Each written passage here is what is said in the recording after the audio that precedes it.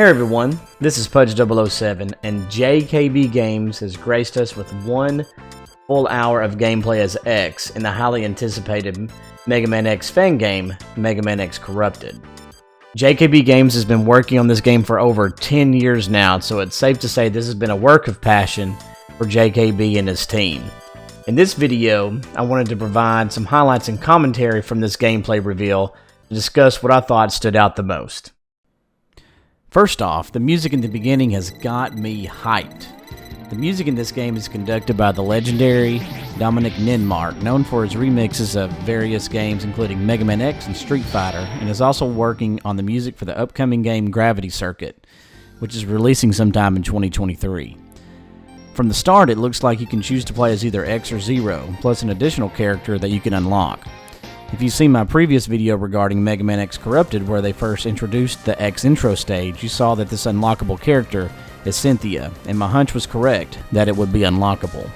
You can also see the differences in the difficulty settings, including easy, normal, hard, very hard, and extreme. For the most relaxed experience, you can get infinite lives with fewer and weaker enemies with easy, and then going all the way up to extreme, where not only are the enemies harder and with more of them, it looks like each of the bosses has a desperation attack and that they start using it from the beginning instead of later on in the fight when you're closer to defeating them. The description for extreme difficulty also states that all world events active from start. So apparently there will be some type of system in place that alters the environment of some kind in the game to spice things up a bit. And let me just say, I love the animations of these characters in the select character screen. Just makes them even feel more alive. After the select character screen, it delves into the X intro stage, which was shown more in depth earlier last year. So if you want to see more of my thoughts on this, be sure to click on the video showing up on the top right of your screen now. During this showcase though, it does reveal for the first time a checkpoint system being used in the levels, which is a nice notification to let you know where you will start in the level in case you die. Towards the end of the intro stage, X is tasked by Douglas to help save the last engine or the core reactor of the ship will explode.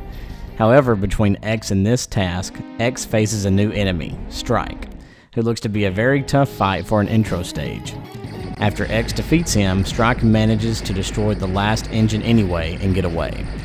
After that, X beelines into Douglas where the core reactor is. Instead of evacuating, X decides to take upon some of the energy from the reactor to buy the rest of the crew some time in order to evacuate. After that, the screen goes dark and X wakes up in the medbay.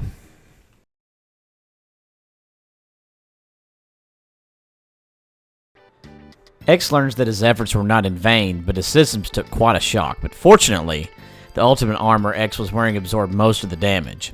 Cygnus also tells X that many things have happened since X has woken up, and that some hunters are still on some island, and hence that they will need to be rescued.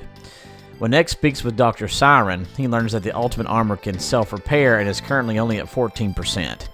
She does state that the medical team installed an experimental chip to help X recover in the field. This chip is later revealed to be known as the NAV chip, created by the chief technician, Wave, which helps X recover his lost abilities since the incident on the ship in the intro mission. Once X explores and destroys enemies to level up and gain SP, you can go to the pause screen and scroll to the Skills tab, where you can level up in these 4 areas: head, chest, buster, and legs. You can see the SP available on the top right of the screen and how much each upgrade will cost you as you hover over it. The NAV chip also helps to create a map of everywhere X has been to make exploring the island a bit more manageable. Without getting into too much detail, X meets Commander Cygnus in the temporary command center, where he learns of certain Mavericks causing havoc on various places on the island and how their certain activities are affecting the Maverick Hunter team overall. Remember earlier when the difficulty talked about world events?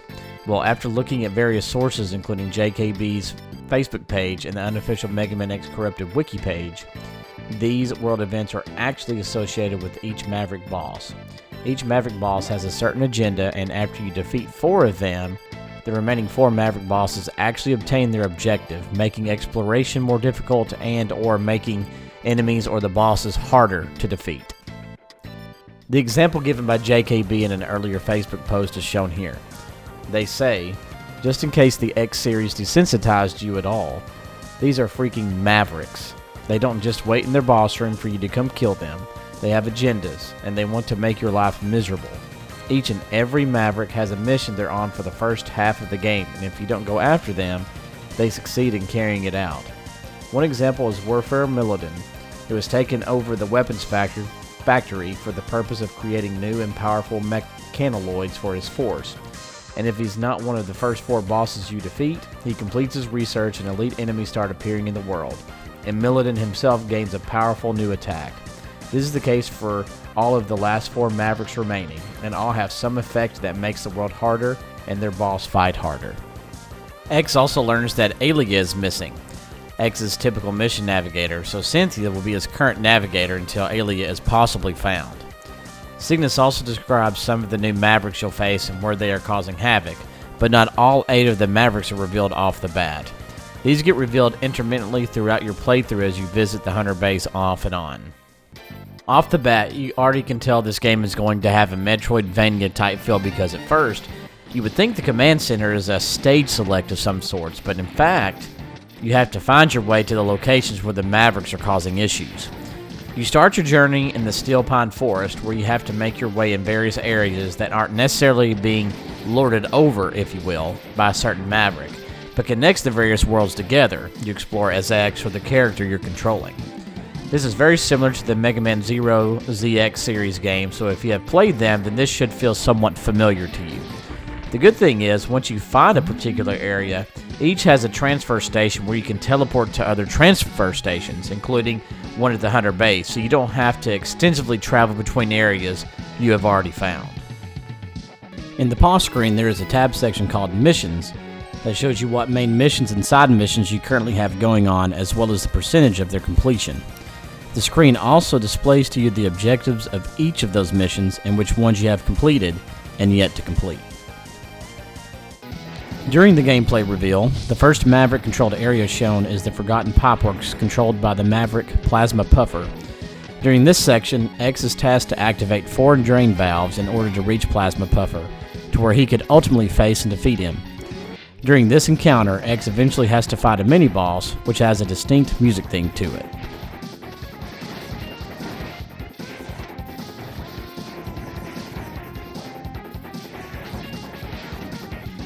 Also later revealed in this level is that capsules to finding parts to create armors is back.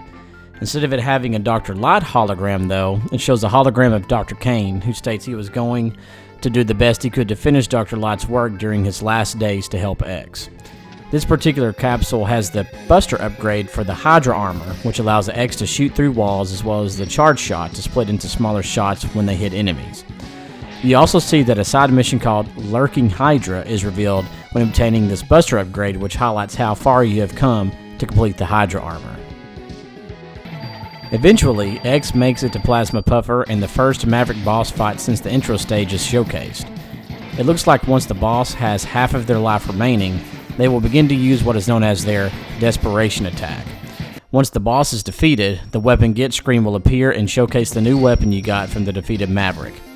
Immediately after, instead of being taken directly to the hunter base, you are still in the boss room. You have to make your way out, just like any Metroidvania style RPG. The world map is also revealed after this fight, and it really shows how the map will become useful while exploring in a stage like Plasma Puffers. I know I will be lost during my first playthrough, but I feel the map will become quite useful during our first playthroughs of this game. Another cool thing about this game is that there are side missions that you can complete, such as when you meet up with Ironhorn. When talking with him, the side mission Riding Robbers appears, and Ironhorn discusses how a Reploid had managed to break in and escape the hunter base with the ride armor designs he created. When X is able to find those responsible and defeat them, it unlocks various ride armors he can use in the world. Another Maverick-controlled area the gameplay reveals is the weapon factory controlled by Warfare Milladin. This level has an interesting mechanic where you have to shoot various projectiles for them to launch to either destroy certain boxes or for X to ride on to travel further along in the level. Just like in the Plasma Puffer stage, a mini-boss is revealed, as well as the main boss fight itself. After Warfare Milladin was defeated in the gameplay, the JKB team also highlighted that not only is X able to upgrade his main parts, but he is also able to upgrade those special weapons themselves. This will definitely spice things up a bit and add variety to the gameplay. It also seems that once you defeat more Maverick bosses, X gathers more data to add more moves to X's arsenal, but only can obtain these once going to visit Wave, once he tells you the calibrations to a particular system is ready. In this gameplay reveal, the acceleration system is calibrated, and after visiting Wave and jumping into the capsule, X is able to dash horizontally or vertically through the air once again. In essence, don't forget to visit Wave once he lets you know you get a particular upgrade to your systems that requires you to use his capsule. Like stated before, eventually all 8 Mavericks were revealed on the island, so I'm going to list them here now with the respective location they are presiding over. Plasma Puffer, over Forgotten Pipeworks, Neural Hack Mosquito, over Infested Junkyard, Sparking Scorpio, over the Power Station, 4 Starfish, over the Sea Wreckage, Crystal Rafflar, over the Crystal Mines, Warfare Milladin, over the Weapon Factory, Hurricane Hotson, over the Skyway, and Warp Vulpex, over the Cyber Lab. Towards the end of the gameplay, X is shown to rescue a Reploid dog named Riff. This encounter really shows the liveliness of the characters and really brings many of them to life, especially Wave, who can't wait to bring the dog home, and Cynthia, who is doing her best to keep things straight-laced, but when a dog's involved, formalities seem to go out the window.